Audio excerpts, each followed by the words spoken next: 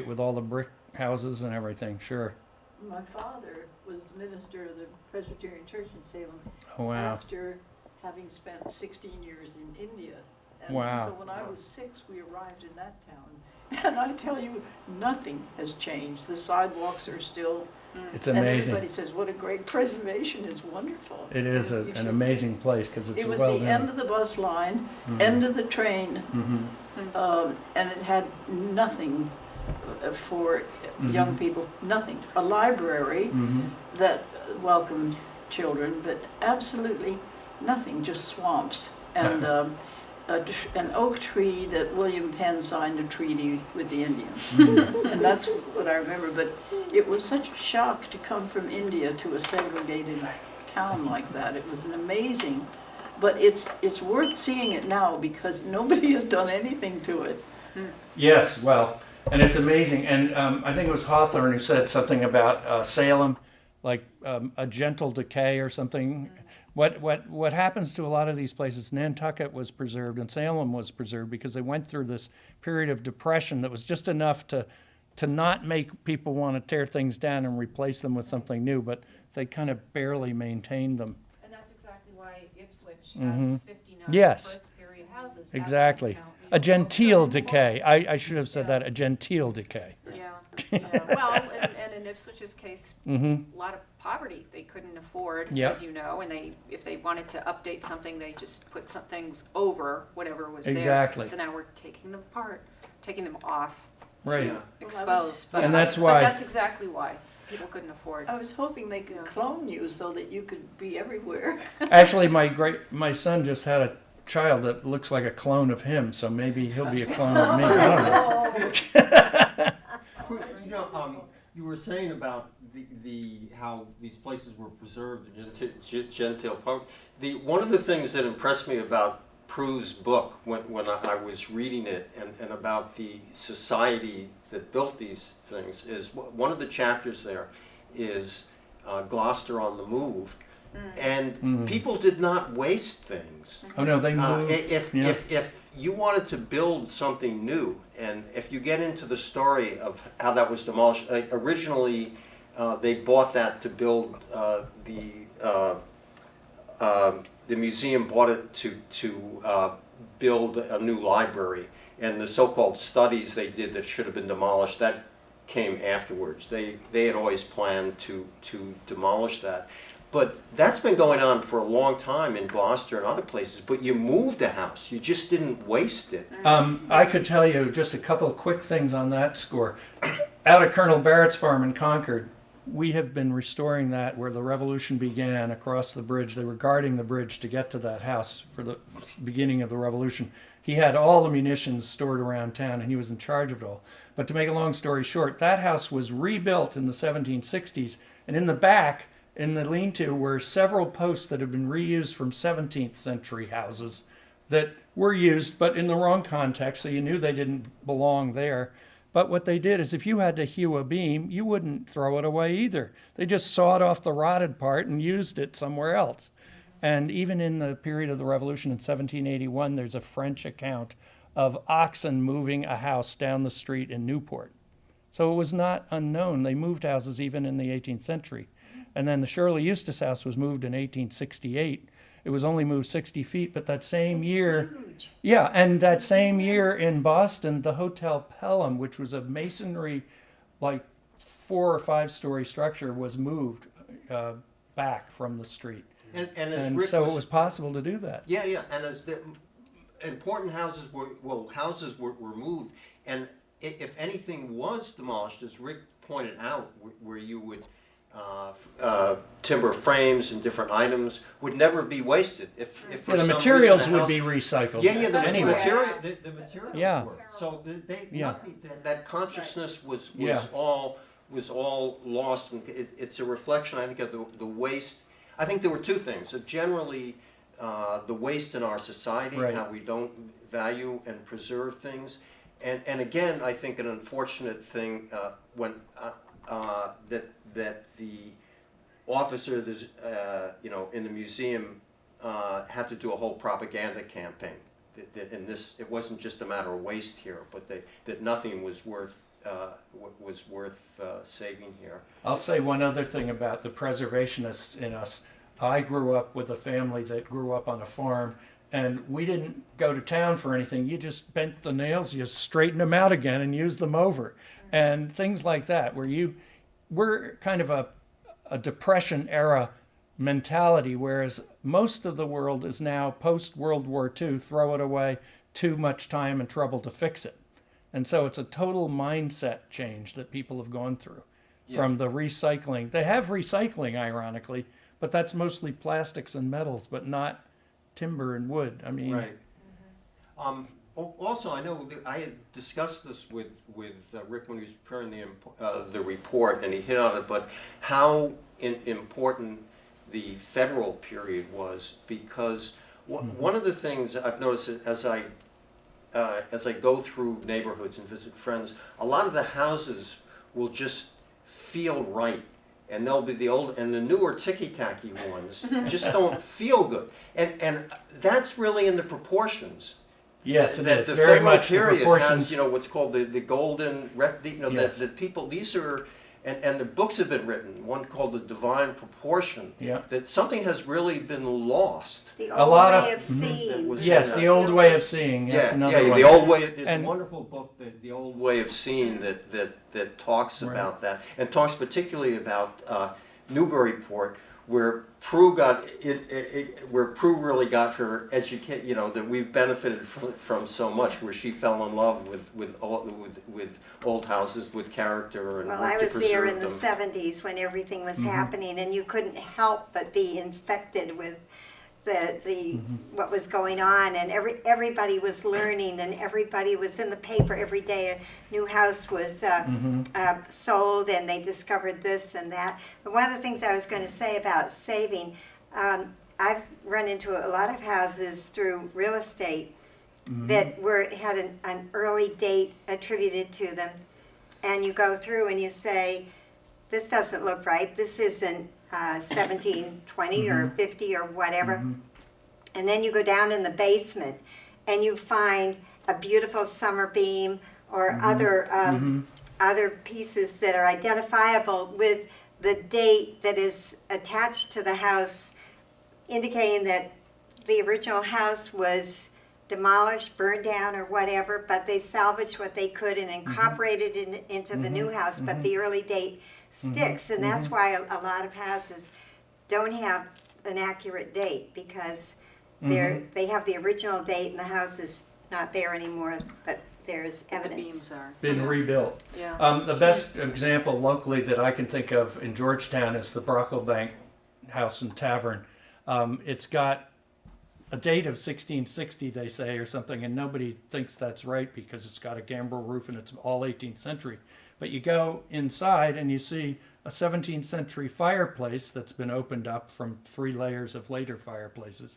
And you go in the cellar and you look up and you see the chamfered summer beam from the 1660 house. So it's exactly what happens. And they just didn't throw things out. They recycled them. A friend called me today. She was going to go look at a house that just came on the market today, dated 1724.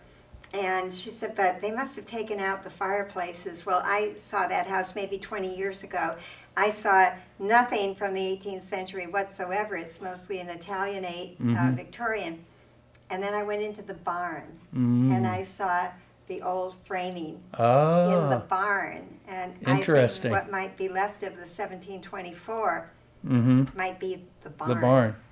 Yeah, incidentally, if you're interested, or if you know anybody who's interested in their house's history, Prue is a house detective. All these things she's talking about, she prepares reports for houses, and just does an amazing job. She has such a knowledge of it, and it can be so meaningful when you know the whole evolution and history of a house, the people and the structure, what it went through. Well, it's fun, the secrets that a house gives up when you really look at it and read it. And the thing that I stress when I do any of these studies, people come and they ask you, my house needs paint, what should I do to fix it or something? And, the house doesn't really need paint. What it needs is like new repaired sheathing and siding and new sills and all of this stuff that people don't maintain. Deferred maintenance is one of the main causes of this kind of thing. But what happens is that these people leave them and unattended, and then they fall down. And that's the story of the Pierce Haskell Califf house.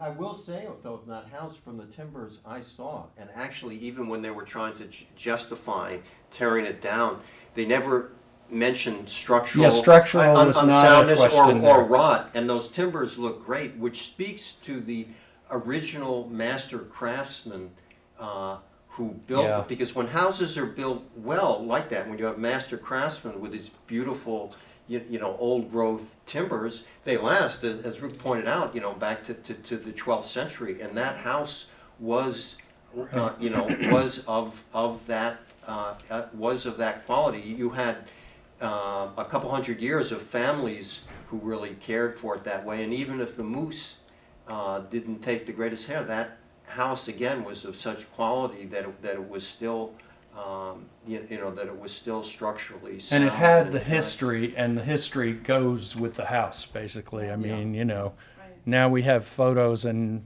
your book, which is great, Yeah. fortunately, but, you know, there could have been a lot more. You know, the other thing that I think is important is with a timber frame house such as that one, if it doesn't, if it's at that state and you're going to save it, with a timber frame, you don't have load-bearing walls, so you have a lot of latitude about what you do inside. Opening things you up. don't have to respect the way the walls were the first time, unless the they're house, gone, of course, yeah. if it's a good house, you don't muck around with it. But in a house that's on the edge of, you know, being demolished, I think that's a point that they can be retrofitted in a lot of different ways and keep the facade. As And the then- White Ellery House was that the museum did, where the timber frames in there were preserved and they just kept it, you know. Oh yeah, you would never do anything with Right. with Right. that. Rick, Yeah. I thought it was, I really appreciated the slides that you had showing the possibilities that could have been done with that That's house. fun with Photoshop. Yeah, And what I wanted to show most, which is what people don't think about when they're looking at the peeling paint, is the context of it, and the setting, and the trees, and the gardens, and the walls, and the whole grounds, and the way it sits on the street, and its relationship to the other buildings. I mean, they really tore away 1/4 of the corner that was there. Yeah. And, you know, the other corner is a parking lot already, but I understand that building, I think you said, was moved. The one that was on the opposite corner in the parking lot? The one that It's was still on the around. opposite corner is behind the diner, or Yeah. what was the diner. It was a gambrel, a fairly early gambrel roofed Mm-hmm. house, and that was moved early in order to build the Baptist church. And the Mm-hmm. Baptist church was there for 100 or so years before it was demolished for the parking lot. Mm-hmm. But the original house survives, and I think that John Califf was a member of that church, and I think he bought the house and moved it down to Chestnut Street where it still stands. Well, and see, ironically, that house could be preserved and moved back if somebody ever wanted to do it. And the same could have been done with this one. It could have been Right. moved up the street pretty easily. I mean, you know. Yeah. Right. Uh, Incidentally, It's a little this was, big, but- all the work that Rick put into about what could have been done there, this was not an academic exercise. At the time it was done, we were still hoping to preserve the house. Unfortunately, We never they got to demolished present it. We never got to. before that. Prue, could you just speak to one of the great things about your book is you had someone who really was part of the soul of Gloucester and spoke to the soul of Gloucester and worked so hard for preservation.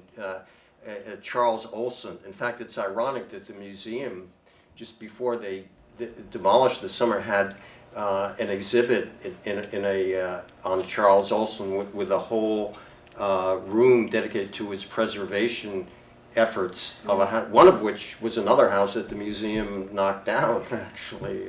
But anyway, you went to an awful lot of effort to get that poem. Could you speak Well, to, because it's a wonderful poem that speaks to what was happening. Charles Olson was writing a series of letters to the editor relative to preservation, and they were going to tear down a beautiful Greek revival with columns on Middle Street, and he was very upset about it, and he wrote a poem called "A Scream" to the editor and sent it to the paper, and it's in the book. But I had to get permission from the University of Connecticut. UConn is where his papers are, but it's very effective how people are callously tearing down beautiful properties for some financial gain.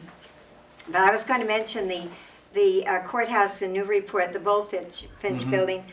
In 1976, I was living almost across the street, and in the middle of the night, that was blown up by it was bombed. some people, that were agitating for prison reform. I don't know how blowing up the courthouse had anything to do with it, but anyway, in the middle of the night, kaboom. Wow. So And- you were within earshot. I was thinking, Right I was across the the first street? one on the street. Wow. Yeah, but That there was was such a scary. cloud of plaster and everything that you couldn't see. It was also a little bit foggy, and so it was hard to see. But the damage was so extensive. But They fixed it. it took years. They had county sheriffs guarding it for years while it was 2 or 3 years before it Finally got finally repaired. got, it was quite a long time, might have even been more than 2 or 3 years, but it was brought back, and nobody would realize going to see it now what it had gone through. And so that was just an example of something that was respected and saved when it was much worse than you would Yes. think. And if you go in there, it's still quite well preserved inside. Yeah. Well, it was in bad shape. Mm, There wasn't hardly a window in the neighborhood. amazing. 5 minutes? Okay. Rick, could you speak a bit about, I'm really interested in forestry, and they used, I think a lot of it was old growth timbers, which was Right. a great character. And in a way, this really connects us to the land, the trees. But could you speak about, and again, I was impressed by what was left of the timbers, the quality there, but could you speak to what kind of timber was used, and, Sure. and something about how it was Right. prepared? It's for the actually quite houses? interesting that the buildings in Boston in the 17th century, they all started to be built with oak like they did in England, because English wanted oak. It was the most durable wood, and that little market house proves it. But what happened is it was very hard to work. And as time went on and oak grew slower, they needed more trees, faster work, so they used pine. And a lot of the pine, of course, in Boston and up here was exhausted pretty early on, and it came down from Maine in lumber schooners. So what you would find even in the 18th century, early on, there would be oak frames in the house. Then toward the middle and late 18th century, there would be pine timbers. And I suspect in the Pierce Haskell Calif House, you would have found mostly pine, although the first part, if it were built in the 1780s, could have been made with oak. I think the oak was gone earlier on Yeah. in Cape It Ann. might have been on Cape Ann because it was quite barren of wood Yeah. by the time, Yeah, you I know, think the so. 18th, It'd be late mostly 18th century first came period around. That would be. Right. David had asked me a question earlier,